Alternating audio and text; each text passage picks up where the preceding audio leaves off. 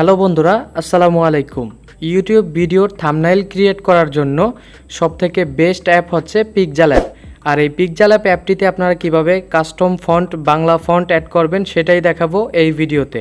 আপনি যদি আমাদের চ্যানেল থেকে দেখে থাকেন তাহলে সাবস্ক্রাইব করুন, আর যদি পেজ থেকে দেখে থাকেন তাহলে ফলো করুন।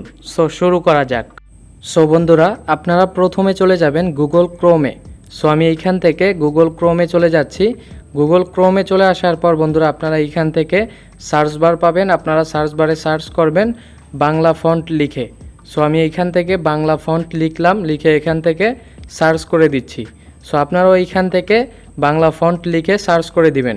সার্চ করার সাথে সাথে বন্ধুরা এখানে আপনারা একটি ওয়েবসাইট পেয়ে যাবেন লিপিগড় নামে। আপনারা এইখান থেকে লিপিগড়ের ওপরে ক্লিক করে দিবেন। এরপর আপনারা একটু নিচের দিকে চলে আসবেন। নিচের দিকে চলে আসার পর বন্ধুরা এখানে দেখতে পারবেন ফ্রি ফন্ট। আপনারা ফ্রি ফন্টের ওপরে ক্লিক করে দিবেন। সো ফ্রি ফন্টের ওপর ক্লিক করার পর বন্ধুরা আপনারা এইখানে অসংখ্য বাংলা ফন্ট পেয়ে যাবেন। আপনারা চাইলে এগুলোকে ব্যবহার করতে পারেন। সো আমি এইখান থেকে প্রথম ফন্টটাকে ডাউনলোড করব, এর জন্য ডাউনলোড অপশনে ক্লিক করে দিলাম। ডাউনলোড অপশনে ক্লিক করার পর আপনারা একটু নিচের দিকে চলে আসবেন। নিচের দিকে চলে আসার পর এখানে দেখতে পারবেন ডাউনলোড অপশন রয়েছে। আপনারা ডাউনলোড অপশনে ক্লিক করে দিবেন। এরপরে আপনারা টিক মার্কে ক্লিক করে দিবেন। সো টিক মার্কে ক্লিক করার পর আবারও আপনারা ডাউনলোড অপশনে ক্লিক করে দিবেন। এরপর আবারও ডাউনলোড অপশন দেখতে পারবেন, ডাউনলোড অপশনে ক্লিক করে দিবেন। সো ডাউনলোড অপশনে ক্লিক করার সাথে সাথে বন্ধুরা নিচের দিকে দেখবেন পপ আপ চলে আসবে যে আমাদের ফন্টটি ডাউনলোড হয়েছে। সো এইখান থেকে আপনারা মিনিমাইজ করে চলে যাবেন আপনাদের ফোনের ফাইল ম্যানেজারে।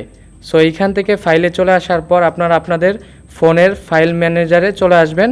চলে আসার পর এখানে দেখতে পারবেন ডাউনলোড নামে একটি ফাইল রয়েছে। আপনারা ডাউনলোডের ফাইলে ক্লিক করে দিবেন। এরপর আপনারা যেই ফন্টটিকে ডাউনলোড করেছেন সেটাকে পেয়ে যাবেন। আপনারা এখান থেকে সিলেক্ট করবেন। নিচের দিকে দেখতে পারবেন মুভ অপশন রয়েছে, আপনারা মুভ অপশনে ক্লিক করে দিবেন। এরপর আপনারা এইখান থেকে ফোন মেমোরিটাকে সিলেক্ট করে দিবেন। সো এইখান থেকে আপনারা ফোন মেমোরিটাকে সিলেক্ট করার পর একটু নিচের দিকে চলে আসবেন। নিচের দিকে চলে আসার পর একটি ফাইল পেয়ে যাবেন ফন্ট নামে। আপনারা ফন্টের উপরে ক্লিক করে দিবেন। এরপর আপনারা এইখান থেকে পেস্ট অপশনে ক্লিক করে দিবেন।